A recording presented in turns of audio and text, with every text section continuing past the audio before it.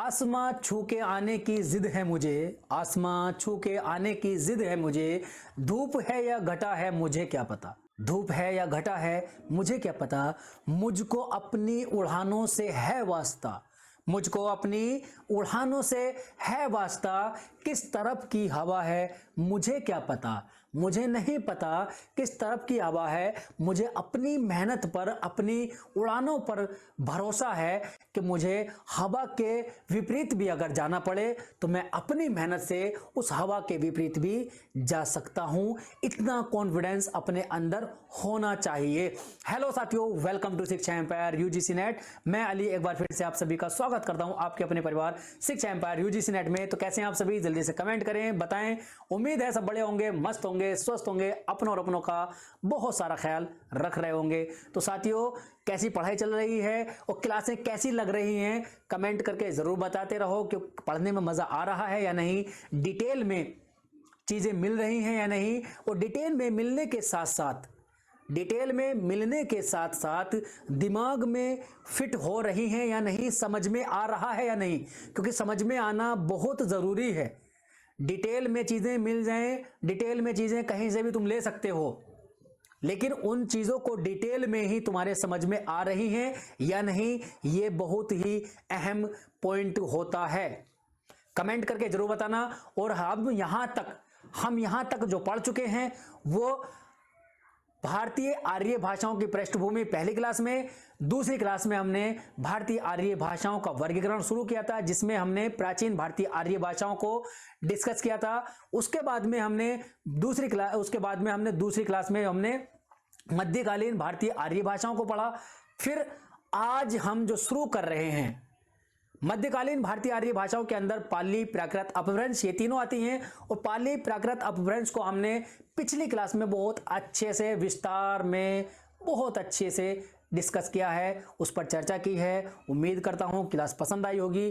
जो बच्चे आज नए जुड़े हैं उनसे रिक्वेस्ट है कि पुरानी क्लासेस देखना बिल्कुल ना भूलें, क्योंकि जब तक तुम बेसिक चीजें, बुनियाद अपनी मजबूत नहीं करोगे तो ऊपर की बिल्डिंग ज्यादा बड़ी नहीं बना सकते। तो इसलिए बुनियाद पक्की करके आएं। और बुनियाद पक्की करने के लिए जो पहली क्लास है वो रामबाण क्लास है।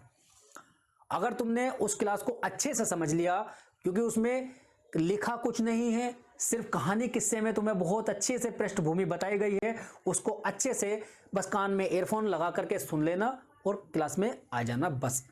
तो आज की जो क्लास हम शुरू करेंगे वो हम भारतीय आर्य भाषाओं से शुरू करेंगे। तो आधुनिक भारतीय आर्य भाषाओं से शुरू करेंगे।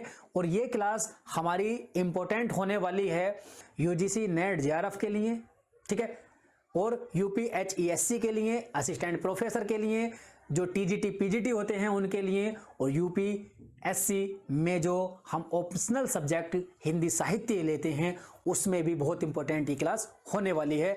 तो आज की क्लास को पूरी ईमानदारी से, तसल्ली से, तल्लीनता के साथ में, ईमानदारी से साथ में कंटेंट को तैयार करते रहें, नोट करते रहें, क्योंकि अपने हाथ से लिखेंगे, जितना ज्यादा लिखेंगे उतनी ज्यादा चीजें हमारी क्लियर हाथों हाथ होती रहती हैं। शुरू करते हैं आज का जो सेशन है हमारा, आधुनिक भारतीय आर्य भाषाएं। आधुनिक भारतीय आर्य भाषाएं है क्या? आधुनिक भारतीय आर्य भाषाओं को जो समय है, समय देख लो पहले। सबसे पहले तो समय की बात आती है। समय क्या होता है इसका? वो होता है 1000 ईस्वी से अब तक। कहां तक? अब तक। यानी कि जो 1000 ईस्वी है वहां से आधुनिक भारतीय आर्य भाषाएं शुरू होती हैं और अब तक वो चल ही रही हैं, ठीक है। अब इसके बारे में जो जानते हैं, देखो समय, इसकी समय सीमा हो गई कि समय सीमा इसकी क्या है। आधुनिक भारतीय आर्य भाषाओं की समय सीमा क्या हो गई? 1000 ईस्वी से अब तक, ठीक है। और आधुनिक भारतीय आर्य भाषाओं से जो अभिप्राय है, आधुनिक भारतीय आर्य भाषाओं से जो अभिप्राय है वो सन 1947 से पूर्व का अविभाजित भारत से है। कहां से है? सन 1947 से पहले जो हमारा अविभाजित, जिसके टुकड़े नहीं हुए थे, उस भारत से है, जिसमें पाकिस्तान, बांग्लादेश भी समाविष्ट थे, जिसके अंदर पाकिस्तान और बांग्लादेश भी मिले हुए थे, ठीक है। कुछ विद्वान तो भारत का अर्थ मानते हैं श्रीलंका, कुछ विद्वान तो भारत का अर्थ श्रीलंका व वर्मा सहित भारतीय आर्य भाषाओं से लेते हैं। अंग्रेजों के आने से पहले पहले जो हमारा भारत था वो संपूर्ण एक ही अंग था, अलग अलग नहीं था। ठीक है, तो सबसे पहले जो हमारा आधुनिक भारतीय आर्य भाषाओं का जो वर्गीकरण मिलता है, आधुनिक भारतीय आर्य भाषाओं का जो सबसे पहला वर्गीकरण मिलता है, डॉक्टर हॉर्नले ने आधुनिक भारतीय आर्य भाषाओं को 4 वर्गों में बांटा है। अब 4 वर्ग कौन कौन से हैं? पूर्वी गोडियन, पश्चिमी गोडियन, उत्तरी गोडियन, दक्षिणी गोडियन। अब गोडियन एक भूखंड मान लो, भूखंड है ये, जैसे कि पूर्वी वाला है, ठीक है, पूर्वी, पश्चिमी और उत्तरी, दक्षिणी, ये सब 4 भागों में विभाजित किया है। सीधा सीधा विभाजन किया है इन्होंने, कुछ नहीं बताया है। पूर्वी गोडियन में हम जाते हैं, पूर्वी हिंदी आती है हमारी, बंगला आती है, असमी, उड़िया। पूर्वी हिंदी में हमारी जब हम आगे पढ़ेंगे ना, तो पूर्वी हिंदी में हमें जो मिलेगा वो अवधी, बघेली और छत्तीसगढ़ी ये देखने को मिलती हैं। पूर्वी हिंदी के अंदर 3 बोलियां हमारी आती हैं, कौन सी? अवधी, बघेली, छत्तीसगढ़ी। ठीक है, अब उसके साथ साथ बंगला है जो कि हमारी पश्चिम बंगाल और जो पहले किसमें बांग्लादेश में बोली जाती थी वो इसमें आती है, असम की भाषा आती है और उड़ीसा की भाषा इसमें आती है पूर्वी गोडियन में। ठीक है, अच्छा यहां देखो थोड़ा सा इसका मैं रफली डायग्राम बना देता हूं।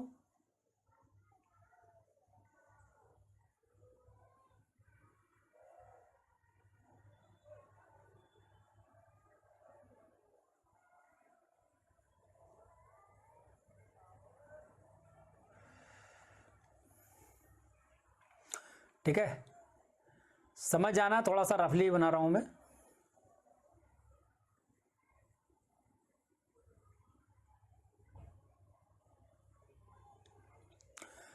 और ये सब होने के बाद में जो हमारे पास यहाँ भी आता है, क्या ये पाकिस्तान वाला क्षेत्र है, क्योंकि पहले क्या था, पाकिस्तान इसमें मिला हुआ था। ठीक है, और यहाँ हमारा बांग्लादेश है वो भी इसमें मिला हुआ था। ठीक, अब यहां से इन्होंने वर्गीकरण किया है। क्या किया है? यहां से वर्गीकरण किया है। वो क्या वर्गीकरण हुआ है देखो, पहले हम चलते हैं पूर्वी हिंदी पर। पूर्वी हिंदी में हमारी अवधी आती है, बघेली आती है और छत्तीसगढ़ी आती है। अवधी कहां की है? अवधी जो है वो हमारा जो यूपी है, पूर्वी यूपी मान लो ऐसे। ठीक है, ये पूर्वी यूपी मान लो, इतना भाग ले लो इसका। ठीक, और छत्तीसगढ़ी ये आ गया, पूरा छत्तीसगढ़ इसमें आ जाता है, और थोड़ा सा भाग हमारा मध्य प्रदेश का जो बघेली है। ठीक है, ये तो इतना भाग हमारा किस में आ जाता है? बघेली में आ जाता है। ठीक है, तो पूर्वी हिंदी के अंदर हमारी अवधी जो कि पूर्वी, थोड़ा सा हमारा उत्तर प्रदेश आता है वो, उसके बाद में बघेली, थोड़ा सा भाग मध्य प्रदेश का, और छत्तीसगढ़ी का पूरा भाग। ठीक है, उसके बाद में बांग्ला हमारी जो बोली जाती थी वो यहां पर ये पश्चिम बंगाल है। ठीक है, पश्चिम बंगाल। ठीक है, और इतना हमारा ये बांग्लादेश है। तो पश्चिम बंगाल और बांग्लादेश में जो बांग्ला बोली जाती थी पूरी वो है। ठीक है, और असम हमारा यहां से यहां तक ये सब असम था, तो असमी भाषा हो गई। उसके बाद में उड़िया, यहां हमारा उत्तर प्रदेश उड़ीसा था, तो उड़ीसा की भाषा। तो इतने क्षेत्र की हमारी ये पूर्वी गोडियन में इन्होंने बता दिया है। उसके बाद में हम बात करते हैं किसकी? पश्चिमी गोडियन की। पश्चिमी गोडियन में अगर हम चलें तो पश्चिमी गोडियन में हमारा क्या है? पश्चिमी हिंदी है। यानी कि पश्चिमी हिंदी में हमारा खड़ी बोली आती है। खड़ी बोली कहाँ है? यूपी की है। ठीक है, उसके बाद में खड़ी बोली है हरियाणवी है, हरियाणवी भी हमारे यहाँ मिल जाएगा हमें। ठीक है, उसके बाद में हरियाणवी के बाद में कोरबी, खड़ी बोली, हरियाणवी, ब्रज भाषा भी हमारा यूपी का क्षेत्र है। ठीक है, उसके बाद में कन्नौजी भी यहाँ है। ये सब किसमें है? ये पश्चिमी हिंदी में है। ठीक है, उसके बाद में राजस्थानी हिंदी है, तो राजस्थान हमारा पूरा ये एरिया। ठीक है, यहां हैगा राजस्थान, तो राजस्थानी इसमें आ गया पश्चिमी में। गुजराती है, गुजराती हमारा पूरा ये हैगा भाग गुजराती का, ये वाला पूरा भाग गुजराती का है, तो गुजराती इसमें आ गया। ठीक है, पश्चिमी वाले में। उसके बाद में सिंधी है, सिंधी वाला हमारा क्षेत्र पूरा यहाँ आ जाएगा, और पाकिस्तान भी आएगा, और पंजाबी ये है। ठीक है, पंजाबी पाकिस्तान में भी है। तो इतना जो क्षेत्र है, ये वाला क्षेत्र किसमें दिया है इन्होंने? पश्चिमी हिंदी में दिया है। ठीक है, अब उसके बाद में उत्तरी गोर्डियन में जो हमारा उत्तराखंड वाला क्षेत्र है वो आ जाएगा। उत्तराखंड वाला क्षेत्र हमारा ये आ जाएगा, ठीक है, जिसके अंदर गढ़वाली और पहाड़ी दोनों आ जाती हैं, और नेपाली यहां आ जाएगी हमारी, ठीक है। तो उसके बाद में अब है दक्षिणी गोर्डियन। दक्षिणी गोर्डियन में एक ही है बस मराठी, जो कि हमारे महाराष्ट्र वाली भाषा है, मराठी है। तो इस तरह से इन्होंने इसका वर्गीकरण किया है, ठीक है। वर्गीकरण क्या है, मैप मैंने थोड़ा सा इसलिए बना दिया है क्योंकि जिन बच्चों के मैप दिमाग में होगा वो आसानी से समझ सकते हैं, बाकी अगर दिमाग में नहीं है तो इसको याद कर सकते हैं, बस इतने, इसलिए मैंने यहां मैप बनाया है, और कोई वजह नहीं थी इसकी मैप बनाने की, ठीक है। आगे इनका वर्गीकरण हो गया है, आगे देखते हैं। आगे है हमारा जॉर्ज ग्रियर्सन का वर्गीकरण, बहुत ही मोस्ट इंपोर्टेंट है, ठीक है। क्या है, बहुत ही मोस्ट इंपोर्टेंट वर्गीकरण है। जॉर्ज ग्रियर्सन ने अपना पहला जो वर्गीकरण था वो निम्न ढंग से प्रस्तुत किया। निम्न ढंग से मतलब इन्होंने बाहरी शाखा बताई है, बाहरी शाखा। और हाँ, एक चीज और, हॉर्नेले ने जो बताया ना, यहां पर एक चीज और रह गई है, यहां पर कुछ जो इन्होंने बताया है वो कुछ आर्य जो तटीय भागों पर यानी कि किनारों पर रह रहे थे उनको बाहरी आर्य बोला, ठीक है, और जो केंद्र में आ गए थे उनको भीतरी आर्य बोला था। किसने, हॉर्नेले ने, ठीक है, किसने, हॉर्नेले ने, ठीक है। आगे चलते हैं। जो आर्य चारों ओर फैले हुए थे किनारों किनारों पर उनको बाहरी आर्य बोला, और जो केंद्र में भीतर आ गए थे उनको भीतरी आर्य बोला है। और यहां जॉर्ज ग्रियर्सन ने जो वर्गीकरण किया है वो क्या है, बाहरी उपशाखा। बाहरी उपशाखा में इन्होंने उत्तर पश्चिमी समुदाय, उत्तर पश्चिमी समुदाय में कौन सा लिया इन्होंने, देखो यहां जो डायग्राम बनाया था उत्तर पश्चिमी में क्षेत्र इन्होंने ये वाला लिया है। कौन सा लिया है, ये वाला, जिसमें सिंधी वाला क्षेत्र है, सिंधी वाला, ठीक है। तो यहां पर देखो लहंदा और सिंधी कहां है, ये उत्तर पश्चिम जो सिंधु नदी के आसपास वाला क्षेत्र था, और कुछ पाकिस्तान में भी क्षेत्र था, ठीक है, सिंधी बोली जाती है। उसके बाद में दक्षिणी समुदाय में क्या बताया इन्होंने, मराठी, वो वही जो हमने महाराष्ट्र वाली बताई थी। पूर्वी समुदाय में इन्होंने क्या बताया है, उड़िया अलग किया है। पूर्वी समुदाय में इन्होंने अलग किया है उड़िया को, इन्होंने अलग किया है बिहारी को, अलग किया है बांग्ला को और असमिया को, वही जो हम पहले हमने पढ़ा था पूर्वी गोर्डियन में। तो पूर्वी गोर्डियन इन्होंने पूर्वी समुदाय बोला है, ठीक है। ये सब चीजें याद करने वाली हैं, ध्यान रखना, ठीक है। अगर समझने की बात है तो समझने के लिए पिछली क्लास में जाना, बहुत अच्छे से चीजें समझाई हैं, और जो यहां जरूरत पड़ेगी समझाया जाएगा, ठीक है। बस क्लास को लाइक शेयर सब्सक्राइब जरूर करते रहे। मध्य में आए थे, मध्य उपशाखा, पूर्वी उपशाखा। मध्य उपशाखा में पूर्वी हिंदी है। पूर्वी हिंदी के अंदर जो हमने बोलियां बताई थी, कौन सी, अवधी, बघेली और छत्तीसगढ़ी, ये सब आती हैं। आगे हम पढ़ेंगे इनको डिटेल में, ठीक है। अब आते हैं तीसरा समुदाय इनका भीतरी समुदाय। जो भीतर के लोग थे, भीतरी समुदाय में लोग रहते थे, जो जिनको भीतरी भारतीय आर्य भाषा बोला गया है, ठीक है। वो क्या है, केंद्रीय समुदाय, जो कि केंद्र में थे, भीतरी भी केंद्र में थे ना। तो केंद्र में हमारी पश्चिमी हिंदी, पंजाबी, गुजराती, भीरनी, खानदेशी और राजस्थानी, ये सब आती हैं, ठीक है। उसके बाद में आता है हमारे पास पहाड़ी हिंदी, यानी कि पहाड़ी समुदाय।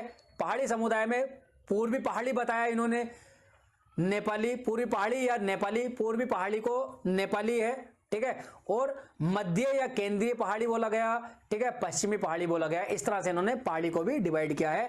ये किसका है, ये जॉर्ज ग्रियर्सन का है। यहां थोड़ी सी तुम्हें मेहनत करनी पड़ेगी याद करने में, ठीक है। सबसे मोस्ट इंपॉर्टेंट जो हमारे सामने आता है वर्गीकरण, वो आता है डॉक्टर भोलानाथ तिवारी का। किसका, डॉक्टर भोलानाथ तिवारी का। यहां से तुम्हें सबसे ज्यादा क्वेश्चन भी देखने को मिलेंगे। डॉक्टर भोलानाथ तिवारी ने क्षेत्रीय संबद्ध अपभ्रंशों के आधार पर अपना वर्गीकरण निम्न ढंग से प्रस्तुत किया है। अब निम्न ढंग से क्या क्या है, अपभ्रंश यहां दिए हैं और आधुनिक भाषाएं यहां दी हैं। जैसे कि इन्होंने शोरसैनी अपभ्रंश बताया है, मागधी अपभ्रंश बताया है, अर्धमागधी बताया है, महाराष्ट्री बताया है, ब्राह्मण बताया है। मागधी मतलब जो कि मगध वाला क्षेत्र है, जो मगध वाला क्षेत्र है ना, जिसको हम मगध वाला क्षेत्र बोलते हैं, उसको मागधी अपभ्रंश बोल दिया है। और अर्धमागधी, अर्धमागधी मतलब अर्धमगध, अर्धमागधी मतलब अर्धमगध यानी कि आधा मगध जो हमारे सामने है वो हमारे पूर्वी यूपी है। जो पूर्वी उत्तर प्रदेश है वो अर्धमगध है, आधा मगध वहां तक आ जाता है, तो इसलिए उसको अर्धमागधी अपभ्रंश बोला गया है। तो अर्धमागधी अपभ्रंश में हमारी पूर्वी हिंदी आती है। पूर्वी हिंदी में हमारी वही जो हमने पीछे देखी थी, अवधी पूर्वी उत्तर प्रदेश, बघेली पूर्वी मध्य प्रदेश और छत्तीसगढ़ी पूरा। ठीक है, तो इसलिए हम यहां देखते हैं शौरसैनी को मध्यवर्ती, जो मध्य में आर्य रह रहे थे, जो आर्य मध्य में रह रहे थे, तो वो मध्यवर्ती कहा गया है, इसको शौरसैनी अपभ्रंश इसको बोला गया है। इसके अंदर पश्चिम हिंदी आती है, राजस्थानी आती है, पहाड़ी और गुजराती ये सब आती हैं। किसने बताया है? डॉक्टर भोलानाथ तिवारी ने। ठीक है, सबसे महत्वपूर्ण इंपॉर्टेंट जो है वो यही वाला वर्गीकरण है। और मागधी में यानी कि मगध वाला क्षेत्र, मगध वाले क्षेत्र में हमारी बिहारी हिंदी आती है, बंगाली आती है, उड़िया, असमिया, इन्होंने क्या किया है, मगध वाले क्षेत्र में ही बंगाली, उड़िया और असमिया को सबको इसी में जोड़ दिया है। ठीक है, यहां तक बात हो गई। उसके बाद में पूर्वी हिंदी की बात अभी हमने कर ली है, जो कि पूर्वी हमारा जो क्या है अर्धमगध है। पूर्वी उत्तर प्रदेश में अवधी, बघेली और छत्तीसगढ़ी आती है। और उसके बाद में महाराष्ट्री, दक्षिण में जाएंगे तो हमें महाराष्ट्री मिलेगा, जो कि हमें मराठी मिल रही है। और ब्राचड़ या पैसाची, ये बहुत इंपॉर्टेंट है। ब्राचड़ और पैसाची अपभ्रंश का नाम जिक्र किसने किया है? डॉक्टर भोलानाथ तिवारी ने। अब तक इसका नाम नहीं हुआ था। ठीक है, पश्चिमोत्तर हो गया था, पश्चिम हो गया था, इसलिए ब्राचड़ और पैसाची किसने बोला है? डॉक्टर भोलानाथ तिवारी ने, जिसको हम पश्चिमोत्तर बोलते हैं। ठीक है, तो इसमें क्या है, सिंधी है, लैंदा है और पंजाबी है। ठीक है, जो हमारा ये ऊपर वाला क्षेत्र है ना, ये वाला, तो ये सब क्या है, इसमें आता है हमारा सिंधी, लैंदा, पंजाबी। ठीक, तो यहां तक हमारा क्या हो गया है, यहां तक हमारी आधुनिक आर्य भाषाएं हो गई हैं। अगली क्लास में जो हम देखेंगे, अगली क्लास में बहुत इंपॉर्टेंट चीज शुरू करेंगे हम, भाषा परिवार को। भाषा परिवार को हम शुरू करेंगे, जिसमें के देखेंगे हम कि कौन कौन सा भाषा परिवार कहां कहां आता है। ठीक है, ठीक है, फिर आज की क्लास हम यहीं तक रखते हैं तब तक के लिए। और हाँ, इस क्लास को ज्यादा से ज्यादा शेयर करना है अपने सभी दोस्तों तक। ठीक है, क्लास कैसी लगी कमेंट करके जरूर बताना है।